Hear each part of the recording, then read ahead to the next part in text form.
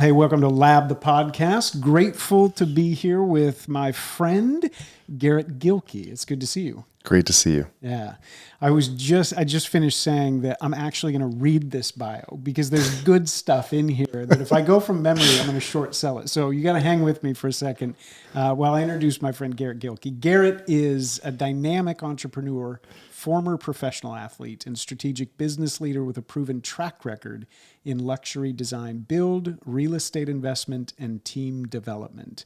As the founder and board chair of Gilk Design Build, Garrett has shaped the company into a premier firm specializing in luxury custom homes, seamlessly integrating architecture, interior design, and construction management. Prior to Gilk, Garrett was the founder and CEO of HGC Design Build, growing it into South Tampa's top-ranked custom home builder. Beyond construction and design, Garrett serves as the chief investment strategist of Gilkey Investments, overseeing strategic residential acquisitions, rental portfolio management, and developments. Before transitioning to business, Garrett had a successful career as an NFL offensive lineman for the Cleveland Browns and Tampa Bay Buccaneers, where he honed elite level mental toughness, leadership, and teamwork. I could go on. Has an MBA from Kelley School of Business and a master's in engineering from the University of Alabama, Birmingham, and has a unique blend of strategic, technical, and leadership expertise. That's a pretty fun bio. That was a lot. Yeah. When you hear all of those layers at the same time, Yeah. what feeling comes up in you? Oh, fear. Who's gonna question that? Which one of my sisters is gonna call me out or or minimize it or yeah. Yeah. No. I just was I don't want to talking. tell anybody. That's right. We were just talking about this documentary we made about the symphony we did. And I got the first version of it. And I was told by the filmmaker, send this to a few people who will be honest with you and who know you really well and you care about their perspective. And so I sent it to my brothers, but I was terrified. I was like, this is going to hurt so bad. Imposter syndrome. Yes. Come on. So I feel you. Man, it's good to see you. You've been doing good? I'm doing very well. Okay. Yeah. You are kind of all over with all these different things. There's a lot going on, and we're going to touch on a few of the things because the architecture side is one of the things that I wanted to have this conversation because you are a craftsman, you are a practitioner in the space of beauty, you're building and making things beautiful, and we think that matters deeply. So I want to talk a little bit about that. But as I was saying, this podcast started with trying to find evidence of the life and beauty of the gospel, not just in architecture or art or music, but in people. And we always say, everybody listening, that the big dream is that the life and beauty of the gospel would be everywhere, in every kitchen, in every school, in every corner, in every home. There would be this generative, just beautiful, fruit bearing presence of the life and beauty of the gospel. So to get to talk to people whose lives give us a glimpse of that is really special beyond the technical expertise. And when we met, I was struck. I had not met you before, and we were at a mutual event, and instantly I was impacted by this like supernatural kindness that's in you. So I don't know where that came from. Maybe we'll get to that in your story. But I want to start with this to kind of get into your personal story. Mm-hmm. There's always moments that are unexpected in everybody's story, and we don't really have time to hear those stories. Over lunch, you were telling me a little bit about your story, your journey to the NFL, and there was a twist in that plot. And when you told me, I didn't, it took me a while to catch up because I was trying to imagine what it was like for you in that moment. Start, if you would, on the field in Miami. And how did you arrive at a moment where you were looking up on a field in Miami, wondering what's next? Great question. So I tore my ACL, my MCL, playing against Miami my second year here in Tampa. And it was at a really interesting flexion point in my life. I have this amazing story that's been pretty public around the journey to the NFL and being a small kid with my dad going to the games and how that grew and grew and grew. And then the very unlikely path that I then took. and so I lived this very much so theatrical, romanticized experience of that journey to the NFL. But um, it wasn't the romanticized image that was the true experience. Mm. And it was much, there's so much more to it. And and there was a lot, just was a lot, there was more challenges to it. There was more challenges to it. There were pieces to being in the NFL that I think I didn't expect, that I wasn't prepared for. And I think that were just pieces that weren't for me long term, and so when I experienced that injury, it was almost an experience of relief. I remember for the first time, and the duality in this is interesting, right? But I remember for the first time in my life feeling the peace that surpasses all understanding, just that transcendent peace in circumstances of otherwise extreme suffering or extreme hardship.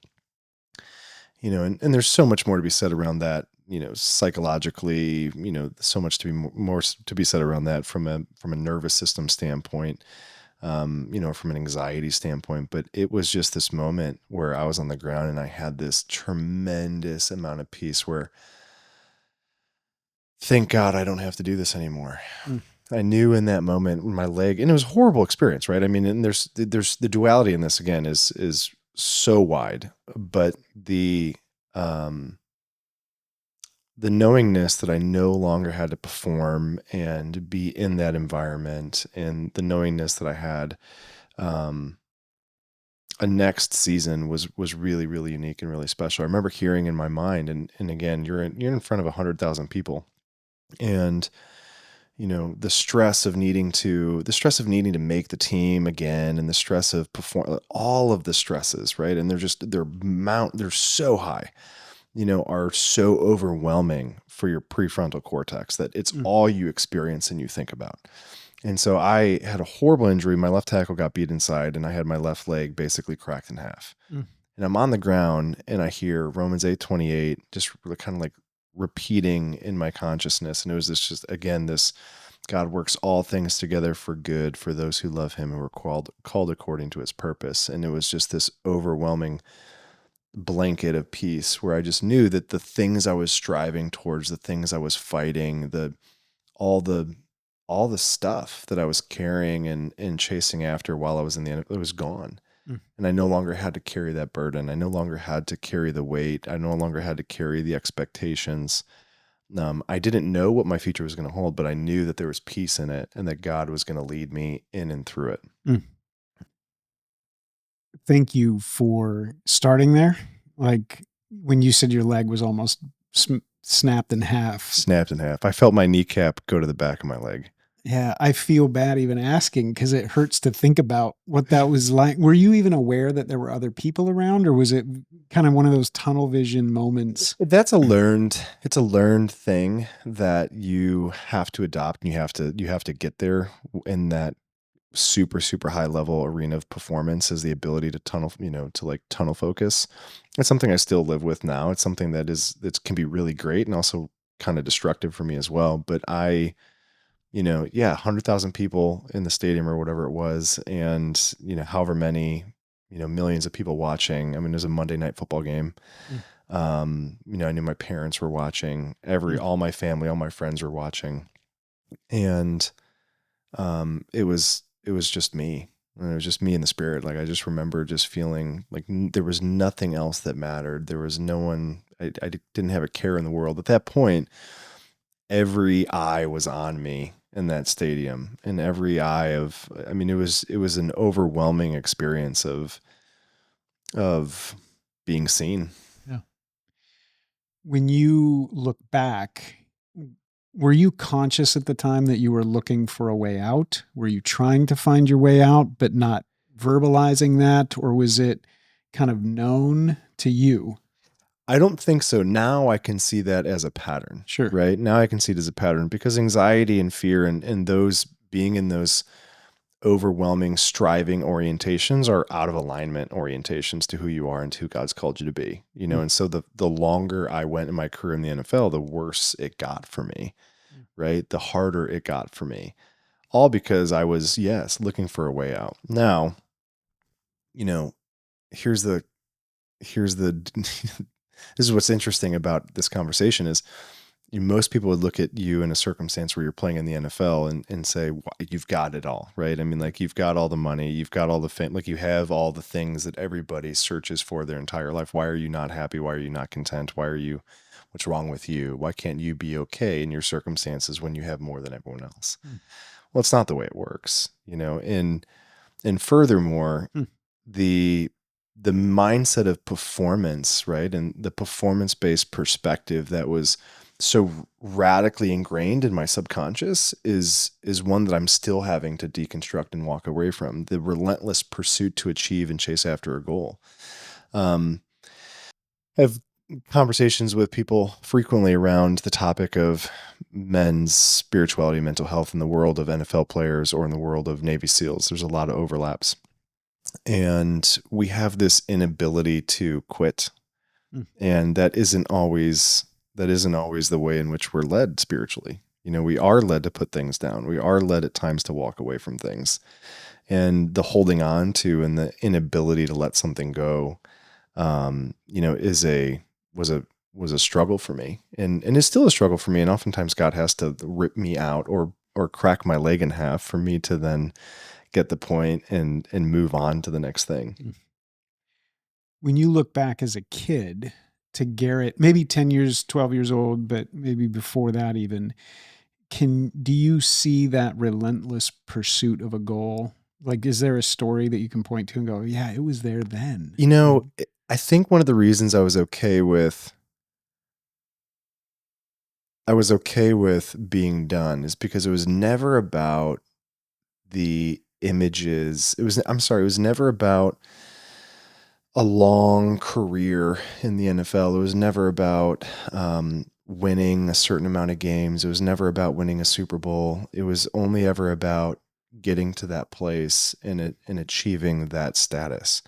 And Hmm. that's again been a wonderful thing in me, but also been a character flaw as well. I master things very quickly. Yeah.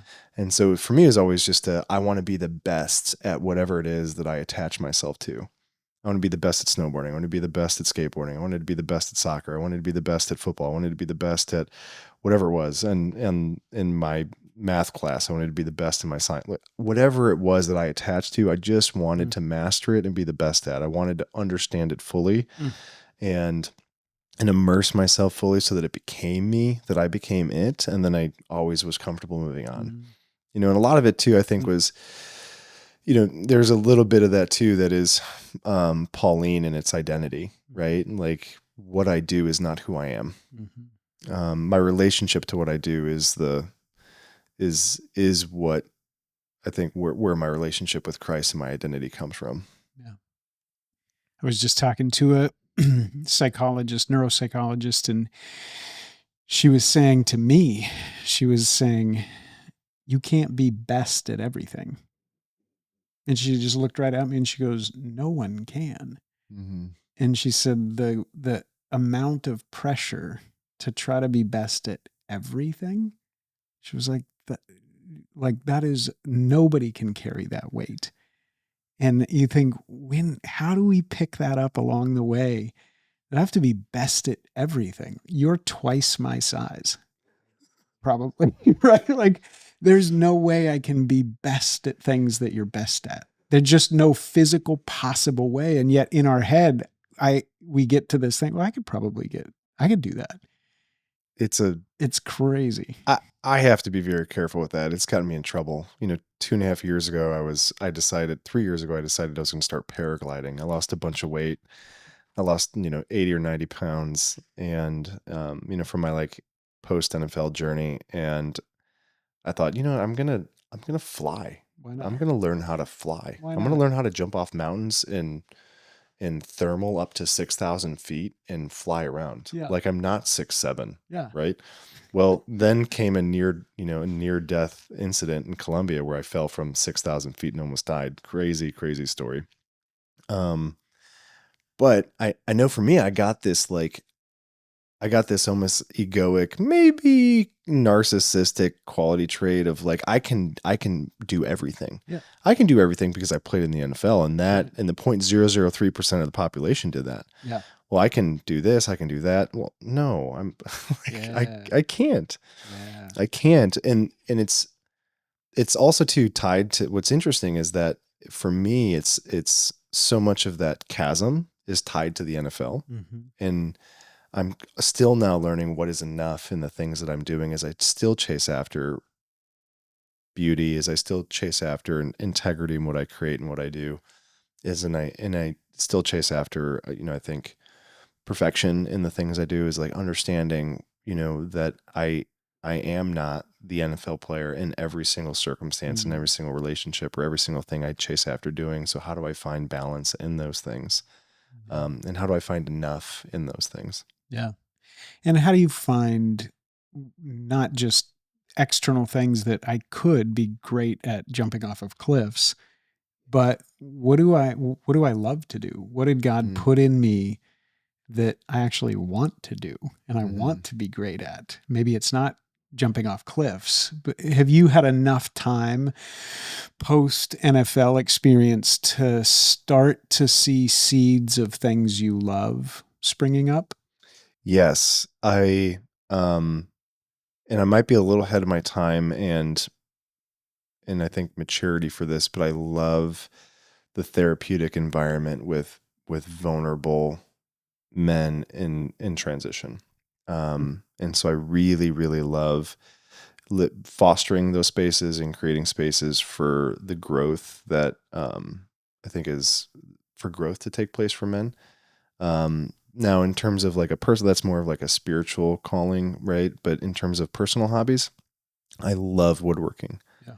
I love fine craftsmanship.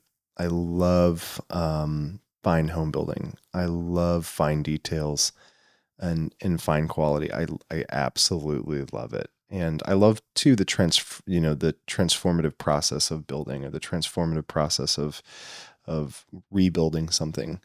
Um, I love the I love the emotional and spiritual experience of being in a stuck place emotionally and not knowing what I'm going to build and just starting movement and just starting to pull things together and see the thing discovered and processed through relationship or through inspiration Mm. or through again emotional points or emotional experiences, and then eventually a piece becomes alive, a piece becomes active, a piece becomes what Mm. it's supposed to be, Mm. you know. I can imagine you've described this wood shop that you get to enjoy, and I can imagine how sweet that process is. And we all do it in our own little ways, but where you don't see what you're trying to build yet, but you move something, you slide it across the floor and set it down, and then you look at it in a different way, and then Mm-hmm. you put something else there, and over time, something starts to emerge that, we are refined, right? And the ability to do that with projects is beautiful. You've done that with a company in some Mm-hmm. ways. Talk a little bit about the Gilk first. Just like, how did that come about? Were you going back to things that were rooted pre NFL? I mean, of course you were, but where were you drawing from when you had the ability to say, okay, there is a next, and Yeah. it's going to be this? So my firm grew out of a hobby. My firm grew out of honestly more of like a ministry calling. I remember sitting in an office with a friend mentor probably 10 years ago and having this and sharing this vision of kind of leading a small company that does real estate with guys who were previously incarcerated or guys who were in addiction recovery. And um and it blew up, and the right people came. God brought the right people. People have come, people have gone, but it has absolutely blown up as I have been on my own search in my own pursuit to discover what is my talent, what is my vocation, what is my craft. And so I, through the process of this, have had to be the CEO and we had this amazing, 3.5 years ago, we expanded out to Colorado. A year and a half ago, we rebranded. And, I recently sold half the company and hired a new CEO 8 months ago, and have been able to kind of sit myself back on track to pursue and to find my true gift and my true calling. But it's been a really, really wonderful, it's been a wonderful journey with the company. It's been very, very, very hard. There's been a lot of really, really hard seasons of having to make very hard decisions. But the company's motto is building dreams, transforming lives. Mm. And so the the energy of the company, the nature of the company is transformative for the people that are a part of it. And that's been true since the inception of the company. And so it did start, and I went back to the company again, was birthed out of a place that I went back to after I transitioned, or when I started transition, which was a place of just being called and feeling called to be more grounded and to be more near to what's really going on, and it relates to needs in my community than I think my environment, I think at times, is aware of.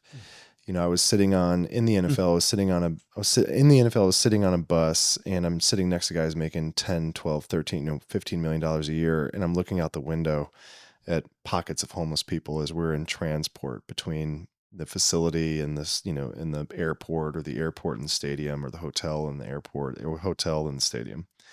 So it's constantly sitting in this duality of just, this doesn't make sense. Mm. How can I have so much and yet I'm around people that have so little? What is it that's unique about me? Mm.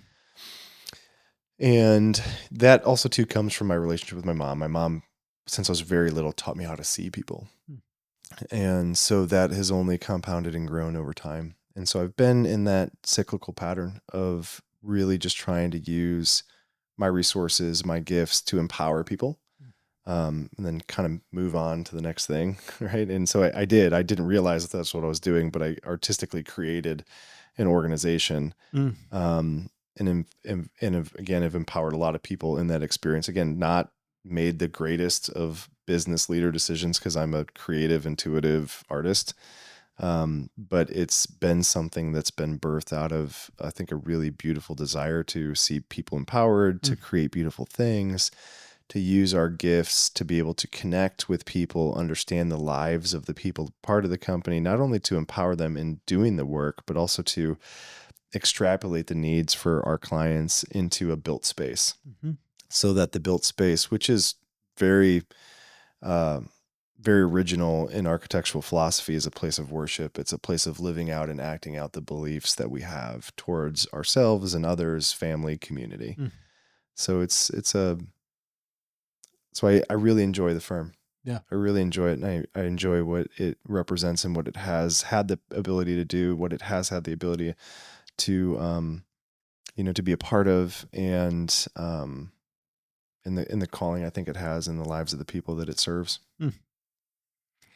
It's cool to hear you think about yourself as an artist or a maker, and think about your company as art, that I made something and that's my gift. I make things, and whether it's tables or companies, or I have a vision to create things, and so I create them. And that's a very different gift than being the CEO. You got to hire somebody to run things, to steward things, to scale things. But there is a creative gift that sees things Mm-hmm. that should exist, and then wants to see everybody get involved Mm-hmm. in helping to make things that should exist. And there's a theological vision there that you have, right? Mm-hmm. Even when you were telling me about your front porch and the way that you built a home, in the way that it would interact with a neighborhood, that comes from a view of the other, of your neighbor, of, Mm-hmm. right? Like, all of that is deeply informed from a theological perspective, as is the moment to be able to say on a field that there's this word of God and this peace that passes all understanding. Oh, this is that moment. Who put those seeds in the ground so that they would be there ready in that moment on the field, or as you now Mm-hmm. put your hands to building things? There's a maturity to that theological vision that you have today. that doesn't just happen. I mean, Mhm. it's maybe Paul, it still took Paul 3 years, I think. So we skipped that part, but it takes time to mature that. Who put those seeds in the ground? My Christian high school that kicked me out of school my senior year. Yes. Say Um, more about yeah, that. I got kicked out of my Christian high school. They said that I brought a dark presence into the building. And then I went on to become like the most famous person from that is like graduate. Do they tell that story? Do they still claim you? Oh, they no, They're even alumni. yeah, no, they don't call me for alumni checks.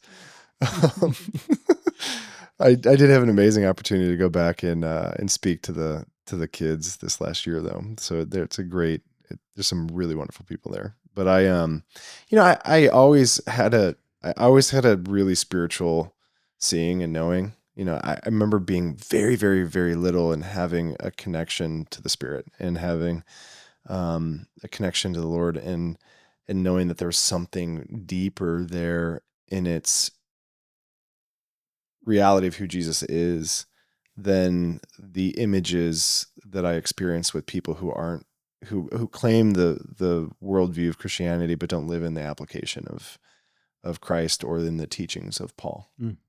So I was always on this journey of like, whoa, whoa, whoa, like who really is Jesus? Because this is how that's being communicated or how you guys are presenting the God, how this construct that I'm in isn't it. Mm. So I've always been disruptive too. Like I'm a disruptor, and so I walk into things and I could be very disruptive. And again, there's a duality Yeah. in all of that. But since I was very little, I just had a deep desire to study theology, understand spirituality, the spiritual journey. I was studying the spiritual journey before being spiritually woken up or aware, probably by 6 or 7 years. So I was studying all these things, from probably high school. Yeah. Yeah. Yeah. I'm Zach Elliott, Executive Director of VUVIVO, and we exist to express the life and beauty of the gospel in the world. Together with our partners, we are wondrously revealing Christianity and inviting people to know God personally. Our team accomplishes that work faithfully through art, literature, music, content, and immersive experiences. And right now, there's a tremendous opportunity to lead with beauty in holding out the hope of the gospel. And I want to invite you to partner with us in that important work. Go to vuvivo.com/support to partner with us to express the life and beauty of the gospel.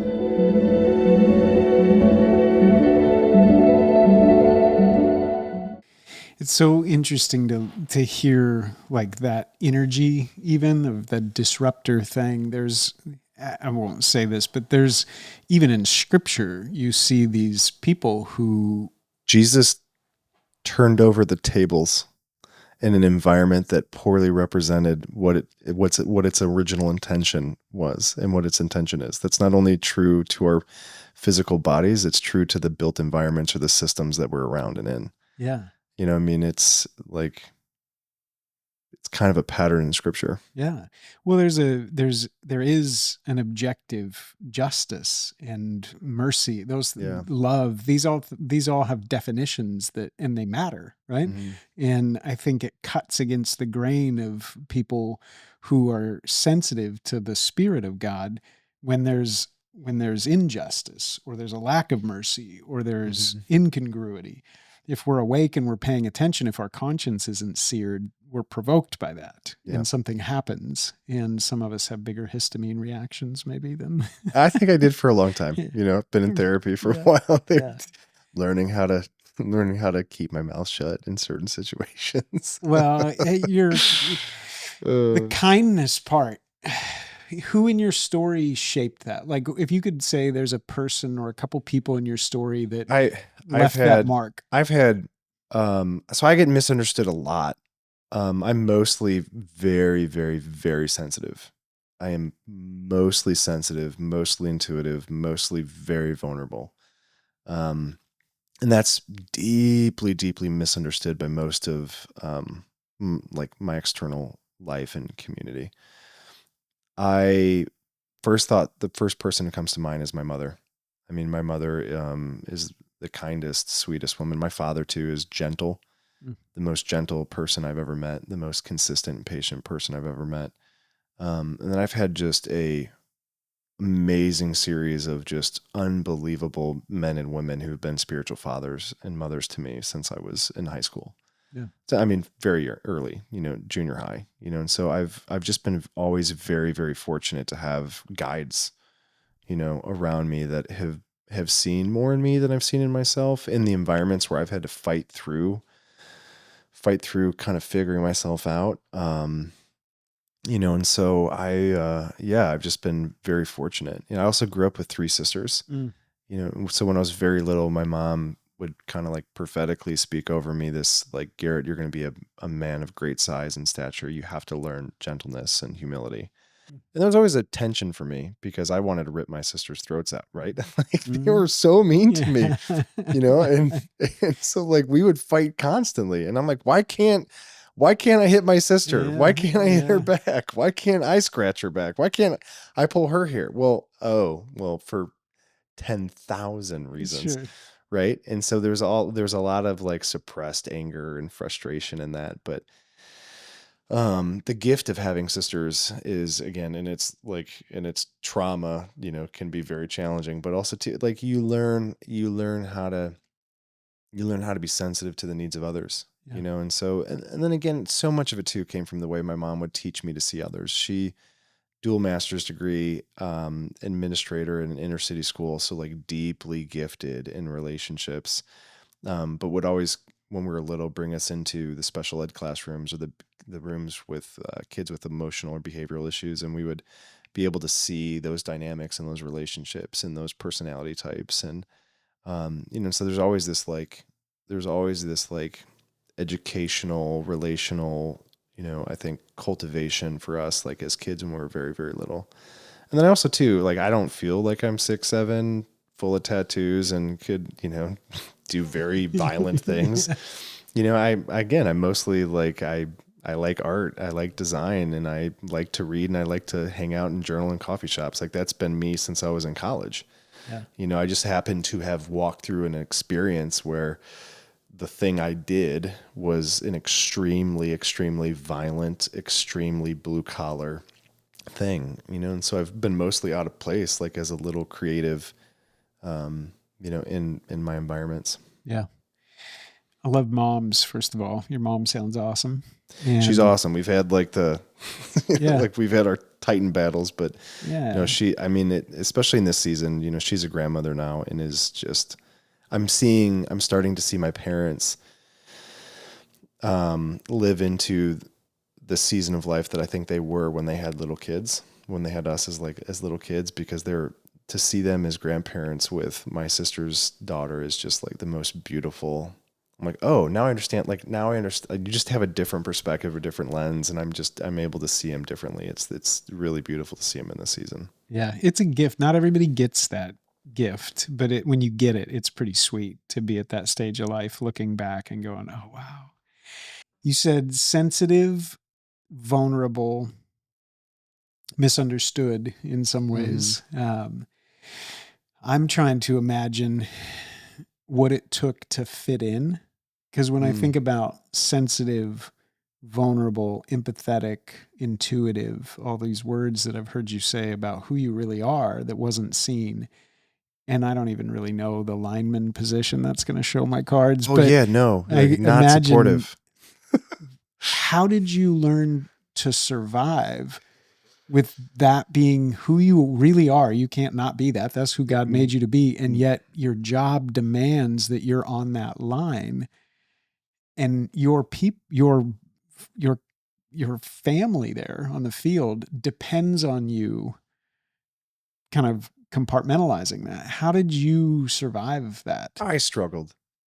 I mean, addiction, mental health issues, anxiety issues, maladaptive behaviors, right? Anger, suppress, like, all of the things. Like, God creates us as emotional beings. Is that common It's in that culture? super common. Super common. It's a huge, I teach CBT, cognitive behavioral therapy, at a prison ministry here in town. It's a huge topic that is used as a segue into connection with some of those guys.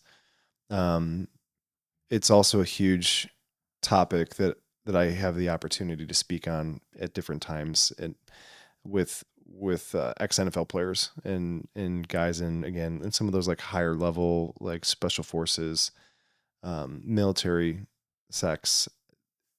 We have to suppress entire parts of our identity.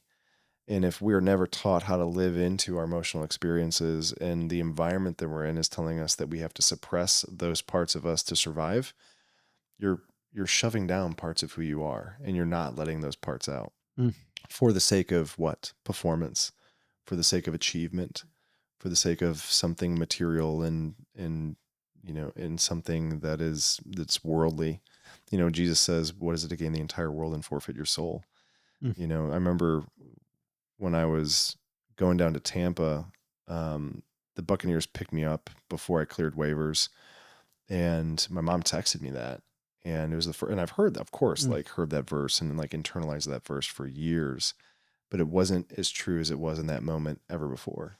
And just this picture of how like in the pursuit to the NFL is also the pursuit of materialism, the pursuit of money, the pursuit of sex, the pursuit of all of these false identities, the pursuit of ego, the pursuit of entitlement.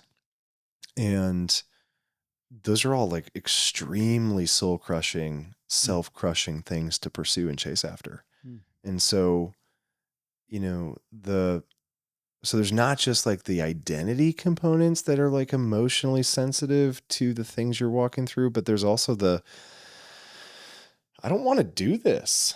Like at that point, when you see the way the sausage is made, I'd rather go be entrepreneurial and spend time woodworking Mm. or spend time milling lumber, or spend time doing creative things, or spending time with family than getting up at 5 o'clock every morning and just going into the same battle and the same fight and deal with the same institutional issues day after day after day after day. I mean, you have to, anger is a great emotion, but if it's the only supportive emotion for you in your life, there's something off there. Yeah.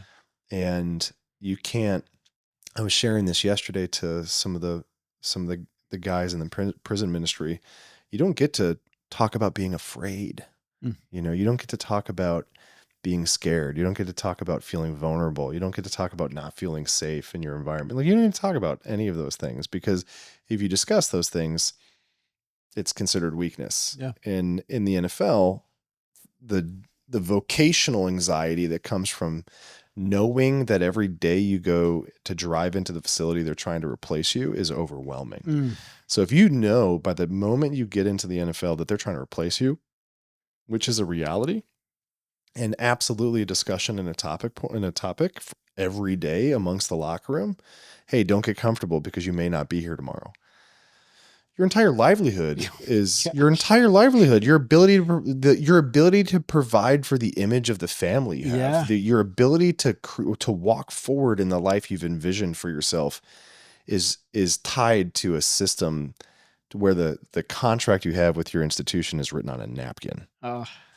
And so it's a system. It is a system, and it's an environment that's extremely anxiety provoking. So no, I'm not going to bring my vulnerabilities to the table. No way. No, I can't. It's not safe. I can't feel anything. Yeah. I'm not allowed to feel anything, because if I feel something and identify in those feelings, they may take me away from here. Yeah. And this is the only chance I get. This is the only chance I have. So there's so much more theologically there about identity and purpose and vocation and core beliefs and, life outside football and an OCD, relentless pursuit to chase after something, and mental health. There's so much there. Yeah. But it is a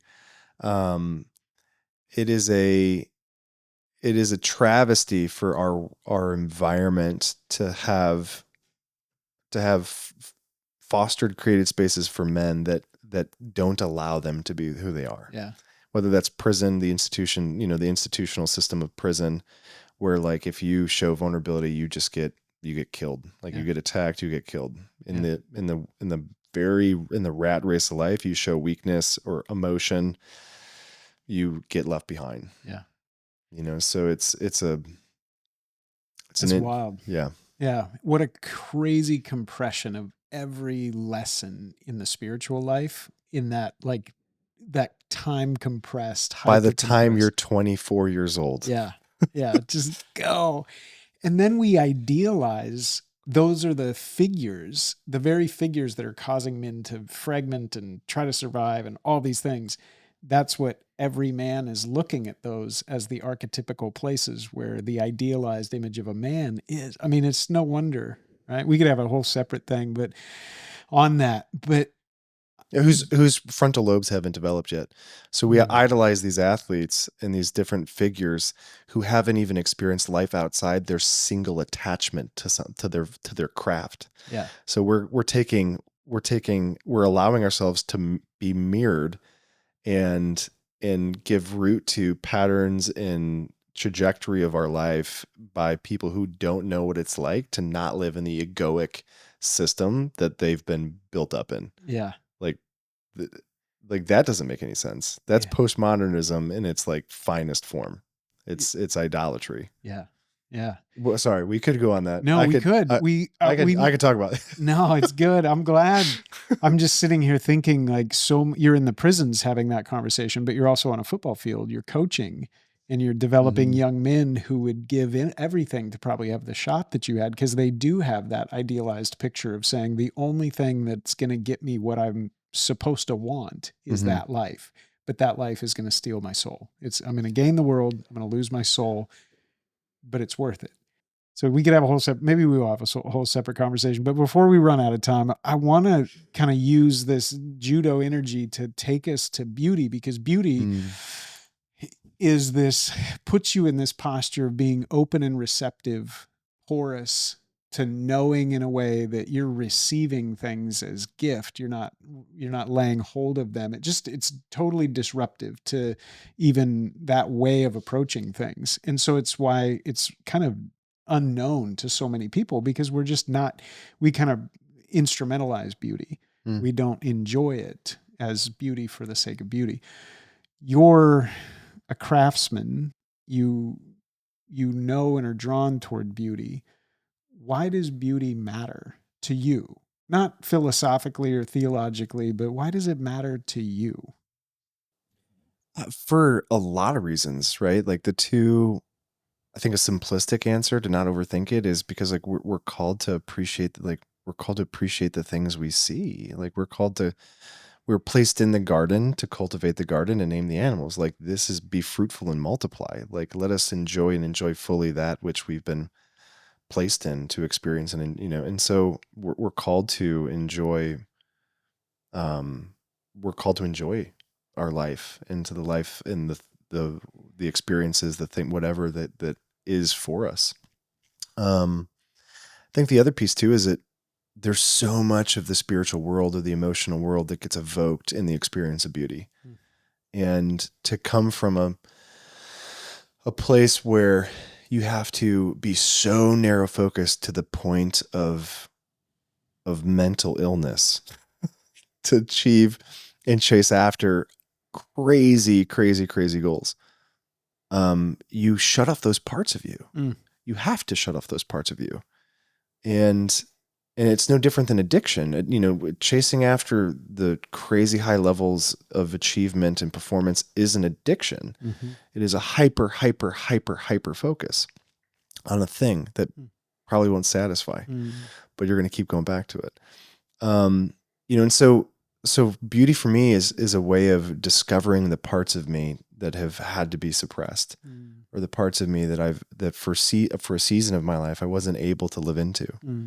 And so beauty is a way of discovering, and this is too where I think the gospel and the transformative nature and the story of grace comes into play, because beauty gives back the years that the locusts have stolen and taken away. Beauty is the ability for King David and King David's men to have their possessions, their wives and their children brought back. Beauty is the narrative of restoration and grace in our lives, where we think we've messed up everything and God somehow retools all of it to serve a greater and a different purpose. Beauty is the resurrection story. Beauty is the relief we have after cycling through grief and loss, Mm. as we're at a place of stillness and rest to appreciate the simple things that God's given us. It's the dawn before tomorrow. I mean, it's the lotus out of the, it's the lotus rising, it's the phoenix rising. It's the walls of Jerusalem being torn down and rebuilt. Mm. It's the, I was once this and I'm now this. It's the forever story of the Spirit. Mm. It's as you're describing that moment of feeling something that has been suppressed or lost, and beauty opens that part of you up. I was thinking about springtime Mm-hmm. and wondering for you, like this is time compressed, but wondering, you drive out of the stadium parking lot, you're no longer in that life, you left that behind, and there's so much healing that had to be done. Uh, do you remember when you first felt that like bud of spring come back in a part of you that you didn't even know maybe that you lost, and you were like, whoa. Yeah. And I'm still discovering it, which is really cool. And so that's the other piece that I'm really, and that's having childlike faith that we're called to, right? It's being born again. It's seeing with new eyes. I remember, yeah, 100%. It was when I didn't have to go to training camp. Mm. I was like, oh, I don't remember what I was doing, but I think I texted some of my buddies and I was like, hey man, how's camp going? Yeah. But I'm still discovering it. Right. And it's the journey of the Israelites to the promised land. And it's the journey through the promised land of the springtime is the falling upward into, through grace, like the thing that God has for us. Yeah. It's the manna, it's the manna and the water from the rock that we're called to posture ourselves before and wait expectantly for. Yeah. And that happens daily, and that happens seasonally, that happens monthly, that happens in different cycles and different rhythms and routines and in seasons. But it's living in other language, living in abundance, right? It's like, it's learning how to live and wait expectantly for those parts to be rediscovered and reignited. Yeah. I think that it's so beautiful to think about your story in so many ways. Again, we'd idealize it. Oh, you had everything, you have everything, but you had to deal with a leg that was broken in half, and mental health and all these struggles, right? So much brokenness and ashes and all these things. And yet beauty is that hint that that's not the last word. That's not the final word. And so it's this evidence of grace all along that wilderness journey. I think that's why we care about beauty so much, because it points beyond itself, and it's a reminder. It's this refreshing thing that says that the story just keeps being redeemed. And it's just, we're moving towards a fullness of things that will have, you think about Lewis talking about, we can't even imagine like resurrected bodies. Like they'll be, the colors will be more colorful. The sounds will be more potent, right? The most beautiful thing that we can see here is still dealing with, it's still pointing beyond itself to a fulfillment. And I think that's what's so amazing when I got to see your front porch, right? That you were thoughtful enough to say it mattered, right? To make choices deliberately in a practical timber and brick world, but that would orient in a way that neighbors would flourish because of the way you thought about beauty. And I love that you're doing that through your company. I love that you're doing that through your conversations at the jail. I can't wait to see all the things that will come from God, like allowing you and inviting you to go on the journey that you went on. I think that we don't attend enough to the deep sacrifice that is made, right? We just applaud and are saying, oh, that must be great. But you paid a heavy price to kind of be able to now help us think about these things in a way. And so that's really cool. Thank you. Thank you. Yeah. A final word for all the design folks, because I'm thinking about our homes. I was so excited for you to come over here because I got to see your home, and I love some of the choices you make. And one of the things we've been trying to do for everybody who's listening is just give little practical encouragements on how we can integrate beauty in just our normal, remarkably ordinary moments. And so when you think about a home, you made a couple choices that you said, I think these things in a home really create space for life and beauty in a home. As a builder, as a craftsman, as a beauty guy, what are a couple things, a couple areas in a home that you think matter? And doesn't take money, doesn't take scope or scale, but you think attending to a couple of these places in a home can really create a space that feels like we all hope home will feel. That's a great question. And the first thing that comes to mind is the table. Mm, I don't think we need I don't think we need to have anything extravagant, anything crazy, but to have something that represents and is tied to our lives, to have things in our home that are tied to our experiences, or our history, or our own journey of freedom, our own walking with the Lord, like those pieces have to be in and around our space. mm, And so for me, the table, I designed my entire home around the table. And for its so many reasons. Even the wood that I used, I cut down those trees. The wood that I build tables out of, the wood that I do woodworking with, are all trees that I cut down myself and milled lumber. So figuring out like what are those unique pieces of who we are, and how do we too then allow ourselves to wait for those things to mm, come to life mm. so that they can be appropriately placed in the home. I think we want to rush to get our home to be a home, when the reality is like it like in God's design, like things take time. That also means like the finishes in our home and the things we decorate our home with, or the things that we place in our home. Yeah. And so it's like learning I would almost take that question with somebody and almost kind of turn it upside down, and ask and see how are we in with patience? What are we discovering and learning in the waiting for it to become what it needs to become? Because Yes. that's really where it's at. Like for me, I love antiques. I love really interesting art, and I could just I could just fill my home with stuff and write a check to make it, or I could live life, Yeah. and I could discover life, and I could suffer, and I could struggle, and I could wait for relationships to be in my life that walks me forward to places of discovery that then bring meaning to why my spaces are going to have the things it has. Yes. So there's a lot of different ways to see that. Ah, I love it.